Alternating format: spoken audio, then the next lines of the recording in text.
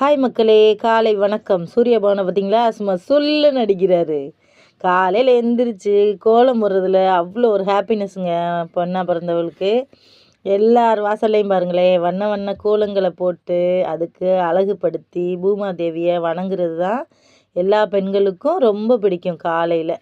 அதனால் நான் எப்போவுமே கோலம் போட்டேன்னா பூ வச்சு அலங்காரம் பண்ணி பூமாதேவியை வணங்குறது எப்போதும் வழக்கம்.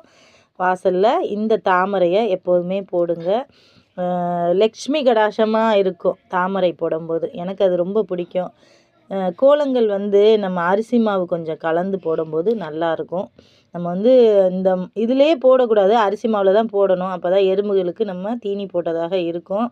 ஆனால் இப்போ அரிசி மாவில் போட முடியாத சூழ்நிலைனால தான் இந்த மாதிரி போட வேண்டியதாக இருக்குது கலந்து. ஓகே மக்களே, பிடிச்சிருக்கவங்க லைக் பண்ணுங்கள், ஷேர் பண்ணுங்கள். ஓகே, பாய் மக்களே, காலை வணக்கம்.